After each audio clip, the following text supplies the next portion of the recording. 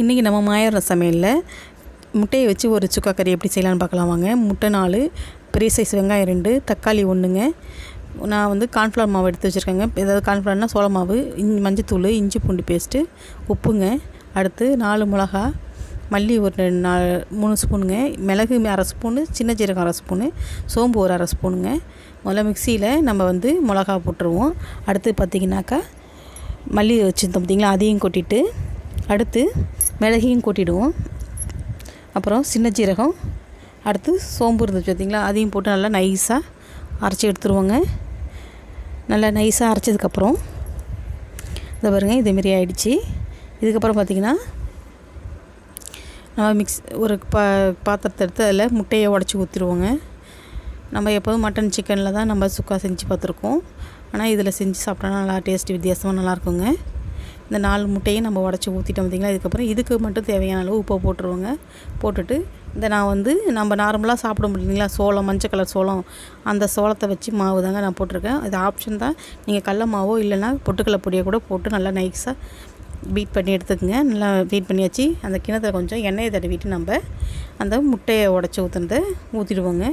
நல்லா சுத்தமாக ஊற்றுனதுக்கப்புறம் பார்த்திங்கனாக்கா அதை ஒரு மூடியை போட்டு மூடிட்டு நம்ம அடுப்பில் ஒரு பாத்திரத்தை வச்சுட்டேன். நீங்கள் ஒரு எண்ணெய் சட்டியே வேறு எதுனாலும் வச்சுக்கிங்க. பாத்திரம் வச்சு தண்ணியை ஊற்றிட்டு அதில் ஒரு ட்ரே வச்சுட்டு, ஏன்னா கிண்ணம் ஆடாமல் இருக்கிறதுக்கு வச்சுட்டு நம்ம ஒரு 25 நிமிஷம் 30 நிமிஷத்துக்கு வரைக்கும் வெயிட் பண்ணுவோம். நல்லா வெந்துடும். அது நல்லா வெந்ததுக்கப்புறம் நம்ம ஆற வச்சு இந்த பாருங்க நல்லா வெந்துடுச்சு. இப்போ ஒரு கத்தி வச்சு அதை செக் பண்ணி பார்ப்போம். நல்லா வந்துடுச்சு. அந்த பாருங்க ஒட்டவே இல்லை பார்த்திங்களா. இது கரெக்டான திட்டம். இது நல்லா ஆறட்டுங்க. ஆற டைமில் நம்ம எண்ணெய் சட்டியை அடுப்பில் வச்சு 2 டேபிள் ஸ்பூன் எண்ணெயை ஊற்றிடுவோங்க. எண்ணெய் ஊற்றுனதுக்கப்புறம் பார்த்திங்கனாக்கா இந்த ஒரு 2 ஸ்பூன் ஊற்றிட்டேன். வெங்காயத்தை முதல்ல போட்டு நல்லா கொஞ்சம் நல்லா நைஸாக பொன்னிறமாக வதங்கட்டுங்க. நல்லா நைஸாக வதங்கினதுக்கப்புறம் தக்காளியும் போட்டுருவோம். தக்காளி நல்லா ஒரு 2 நிமிஷம் வதங்கட்டும். வதங்கினதுக்கப்புறம் இஞ்சி பூண்டு பேஸ்ட் வச்சுருந்தீங்களா, அதையும் போட்டு நல்லா 1 நிமிஷம் வதக்கிடுவோம். நல்லா வதக்கினதுக்கப்புறம் பார்த்திங்கனாக்கா மஞ்சத்தூள் நம்ம அரைச்சி வச்சுருந்தோம் பார்த்திங்களா, அந்த மசாலா பொடி எனக்கு கரெக்டாக இருந்துச்சு காரம். நீங்கள் காரம் செக் பண்ணி பார்த்து போட்டுக்குங்க. அப்புறம் பார்த்திங்கன்னா இதையும் நல்லா வதக்கினதுக்கப்புறம் நம்ம கொஞ்சம் பச்சை வேகம் போகணும். ஏன்னா ராவா அப்படியே பச்சையாகவே அரைச்சிருக்கோம் இல்லைங்களா, அதனால் தண்ணி ஒரு டம்ளர் அளவுக்கு ஊற்றிப்போங்க.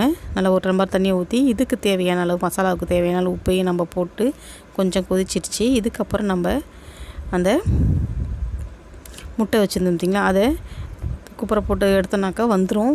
வந்ததுக்கப்புறம் அது இப்போ இதில் 3ல் கட் பண்ணி இதை பாருங்கள் எல்லாத்தையும் போட்டாச்சு. நல்லா கிளறி விட்டு அதையும் வந்து நல்லா ஒரு 5 நிமிஷம் நல்லா மூடி போட்டு கிளறோன்னா அதில் வந்து காரம் உப்பெல்லாம் சேர்ந்து நமக்கு சேர்ந்துடும். இந்த பாருங்க நல்லா ரெடி ஆகிடுச்சி. இந்த டைமில் நம்ம கருவேப்பிலை மல்லி இருந்துச்சுன்னா நம்ம போட்டுக்கலாம். போட்டு செஞ்சு சாப்பிட்டோம்னு வச்சுக்கோங்க, சூப்பராக இருக்குங்க டேஸ்ட்டு.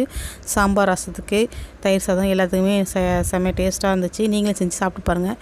லைக் பண்ணுங்கள், ஷேர் பண்ணுங்கள், சப்ஸ்கிரைப் பண்ணுங்கள், பெல் ஐக்கானை கிளிக் பண்ணுங்கள். நன்றி, வணக்கம்.